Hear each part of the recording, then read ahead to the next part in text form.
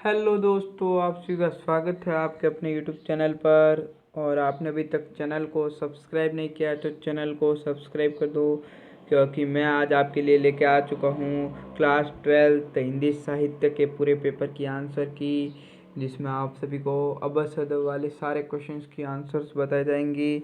तो ये पेपर आज आपके 1 अप्रैल को था और ये 11:45 पर ख़त्म हो चुका है। और ये 3 घंटा 15 मिनट का था, जो आपके 8:30 बजे शुरू हुआ और 11:45 पर ख़त्म हुआ और 80 नंबर का था। तो शुरू करते हैं वीडियो को। तो अभी तक चैनल को सब्सक्राइब नहीं किया है और आप अगर पीटीटी या बीएसटीसी की तैयारी करना चाहते हैं तो चैनल को सब्सक्राइब कर दीजिए। तो शुरू करते हैं बिना किसी देर किए। तो यहाँ पे सबसे पहले आपके क्वेश्चन था कि निम्नलिखित वस्तुनिष्ठ प्रश्नों के उत्तर अपनी उत्तर पुस्तिका में लिखे। 12 नंबर के सवाल थे जो प्रत्येक 1-1 नंबर के थे। तो सबसे पहला था कि धर्म के रहस्य की इच्छा प्रत्येक मनुष्य न करे, जो कहा गया है वही कान में डालकर सुन ले। इसे समझने के लिए किसका दृष्टांत दिया गया है। तो इसको करने के लिए किसका दृष्टांत दिया गया है, तो वो है आपके घड़े का। ऑप्शन ए घड़ी का, ऑप्शन ए राइट हो जाएगा। इसके बाद आपके प्रश्न है कि शेर किसकी मुद्रा में बैठा हुआ था। तो शेर था जो किसकी मुद्रा में बैठा हुआ था वो आप सभी को कमेंट करके बताना है, और मैं जिसका कमेंट सही होगा उसे पिन कर दूंगा। और इसके बाद है कि वसंत आया कविता के रचनाकार कौन थे। ऑप्शन है केदारनाथ सिंह, दूसरा है रघुपति सहाय, रघुवीर सहाय, और तीसरा है जयशंकर प्रसाद, चौथा है अज्ञेय। तो आप कमेंट में बता दीजिए, बाद में मैं बता देता हूँ। तो इसमें आपके ऑप्शन हो जाता ब रघुपति सहाय इसका सही आंसर है। जिसने रघुपति सहाय ब ऑप्शन किया है उसके 1 नंबर आगे, और जिसने नहीं किया है उसके चले गए। इसके बाद आपके क्वेश्चन है कि बिस्कोहर की माटी पाठ विश्वनाथ त्रिपाठी की आत्मकथा का अंश है। तो वो क्या है, तो वो है एक हिंदी आलोचना का, या नगतलाई गाँव का, या आवारा मसीहा का, या कब तक पुकारने का। तो इसमें ऑप्शन हो जाएगा आपके आवारा मसीहा का, ऑप्शन द राइट। इसके बाद आपके आ जाता है कि कोइया वही जल पुष्प है जिसे कुमुद कहते हैं। बिस्कोहर की माटी पाठ के आधार पर इसका अन्य नाम बताइए। तो इसका नाम हो जाएगा ऑप्शन कोकाबेली इसका अन्य नाम होता है। तो ऑप्शन राइट है। जिसने किया उसके नंबर आगे। इसके बाद है कि अपना मालवा खाऊं उजाड़ू सभ्यता में पाठ जनसत्ता के किस स्तंभ से लिया गया है। तो ये पहला ऑप्शन था कागज मसी, या दूसरा कागज मत, या कागज कारे, या मालवा दर्शन। तो इसमें ऑप्शन हो जाता आपके कागज कारे इसका राइट आंसर था, मतलब स ऑप्शन राइट था। जिसने स किया मजे ही मजे। इसके बाद आपके है 9वां क्वेश्चन कि दूसरे किसी विधा के लिए यह कतई जरूरी नहीं है कि वह इसका सहारा ले, लेकिन नाटक का इनके बिना काम नहीं चलता। उपयुक्त कथन किसके लिए कहा गया है, तो वो कहा गया है संवाद के लिए। ब ऑप्शन राइट है इसका, द ऑप्शन जिसने किया उसके राइट। इसके बाद है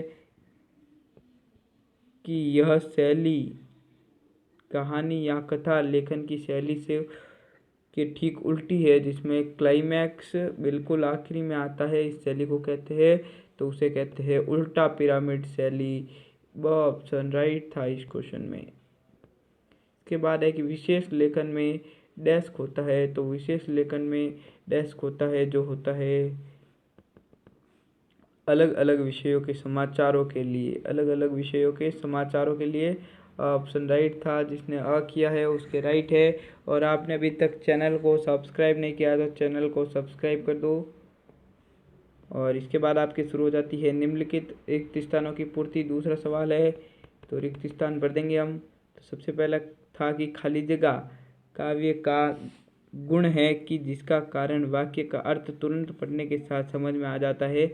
बहुत इजी पेपर था। तो सबसे पहले इसमें आ जाएगा कि प्रसाद गुण है जिसके काव्य का वह गुण है कि जिसके कारण काव्य को हम पढ़ते हैं तो वो तुरंत ही हमें समझ में आ जाता है पढ़ने के साथ ही। तो प्रसाद पहले में हो जाता। दूसरी खाली जगह है कि जब अर्थ सहज ही समझ में न आए, तो जहाँ अर्थ को समझने के लिए मस्तिष्क को जोर करना पड़े, वहाँ खाली जगह दोष होता है। तो वहाँ कलिष्ट दोष होता है। कलिष्ट दोष, आपको कलिष्ट आंसर सही था। जिसने कलिष्ट किया उसका 1 नंबर। बादी आपके मजे मजे। यह मात्रिक विशेष छंद है। तीसरा सवाल कि यह मात्रिक विशेष छंद है। दोहा और रोला छंदों की मेल में खाली जगह छंद बनाता है। तो कुंडलिया छंद बनाता है।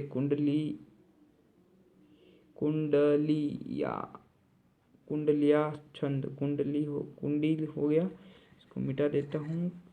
कुंडलिया छंद बनाता है। इसके बाद है कि गीतिका के आरंभ में खाली जगह जोड़ने पर हरि गीतिका बनता है। तो लघु लघु जोड़ने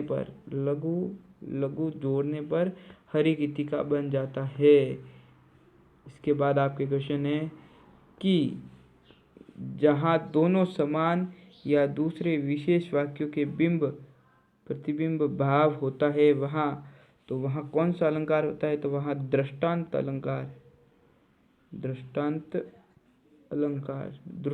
अलंकार।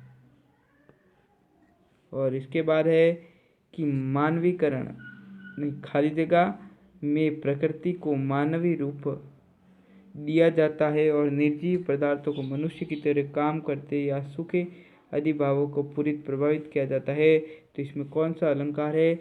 तो मानवीकरण अलंकार होता है। उसमें प्रकृति को तो सजीव की तरह तथा हमें मनुष्य को निर्जीव पदार्थों की तरह व्यक्त किया जाता है। तो मानवीकरण अलंकार हो जाएगा इसमें मानवीकरण। तो जिसने ये सभी उत्तर किए हैं वे कमेंट करके बताएं कि आपके इन 18 नंबर्स में से कितने नंबर आएंगे, ये कमेंट बॉक्स में बता दीजिए। और आप कहाँ से देख रहे हैं और आप BSTC या PTT की तैयारी करना चाहते हैं तो चैनल को सब्सक्राइब कर दीजिए।